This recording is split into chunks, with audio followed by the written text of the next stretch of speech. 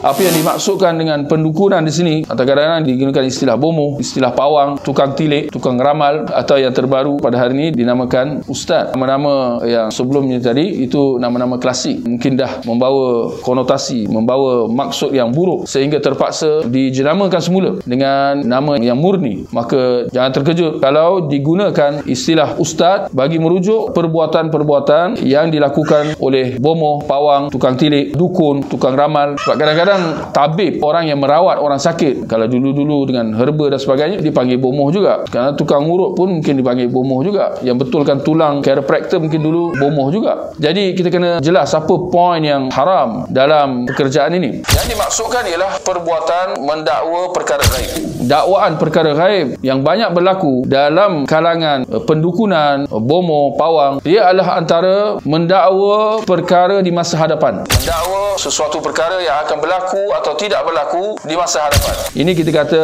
tukang ramal lah mungkin biasanya. Yang ini meramalkan masa depan. Satu lagi perbuatan mendakwa perkara gaib ialah mendakwa tahu barang hilang, tempat di mana barang hilang. Ini termasuk dalam pekerjaan bomoh, pawang dan seumpamanya. Bila hilang barang, maka dicari apa? Tok bomoh, pawang untuk dia menunjukkan kepada orang itu tempat mana barang dia hilang. Juga antara perbuatan mendakwa perkara gaib ialah dengan nak tahu dari mana datang atau punca perbuatan kena sihir. Boleh jadi betul, boleh jadi tidak betul. Tapi antara apa yang berlaku dalam masyarakat ialah pihak orang sakit itu pergi bertemu dengan bomoh, dan antara yang ditanya ialah siapa yang hantar sihir itu. Dan sering sahaja kita lihat bomoh, pawang itu menjelaskan, menyatakan siapa yang hantar ini dan itu. Sedangkan kita lihat dalam setiap perbuatan-perbuatan ni, apa persamaan dia? Persamaannya ialah perbuatan mendakwa perkara gaib. Kalau kita nak tahu benda yang di masa depan, benda gaib atau tidak? Benda gaib. Barang yang hilang, benda gaib atau tidak? Benda gaib lah. Kalau dia bukan benda gaib, tak adalah jadi hilangnya. Sebab kita tak tahu di mana. Tapi datang bomoh, pawang ini, dia mendakwa dia tahu mana barang hilang itu. Sedangkan dia tidak tahu. Tapi di sini dia mendakwa, mengetahui tempat di mana letak barang itu.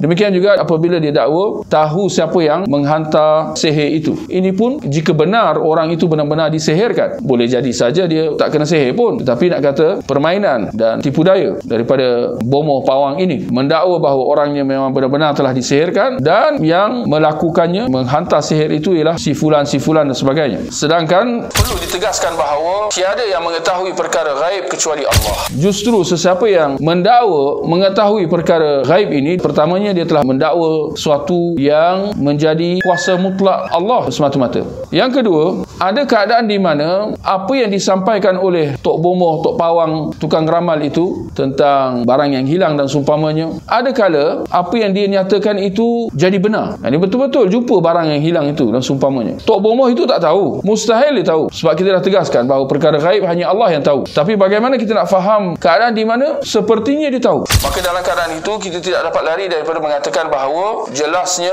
menggunakan khidmat jin yang mencuri dengar khabar dari langit, perbualan antara malaikat tentang hal-hal dunia dan seumpamanya, termasuklah perkara-perkara ini. Maka khadam jin itu dia mencuri dengar berita di langit dan menyampaikan berita yang dia dengar itu kepada bomoh itu dengan dicampurkan 100 pembohongan dan penipuan seperti yang disabdakan oleh Nabi sallallahu alaihi wasallam dalam hadis. Dan perlu kita ambil maklum bahawa tiadalah sesiapa yang mendapatkan khidmat daripada jin syaitan, melainkan jin syaitan akan membantunya dengan syarat si bomoh, pawang, dukun itu menjebakkan dirinya dalam perbuatan syirik. Itu harga yang perlu dibayar kepada jin pembantunya. Kerana kemuncaknya itulah matlamat jin syaitan untuk nak menyesatkan manusia, termasuklah dengan jalan-jalan ini. Dan dalam hadis kata Nabi sallallahu alaihi wasallam, man ata arrafan fasaddaqahu bima yaqul faqad kafara bima unzila ala Muhammad. Barang siapa yang mendatangi arraf di sini ini orang yang dakwa tahu benda gaib, seperti mana halnya dengan bomoh, dukun, pawang,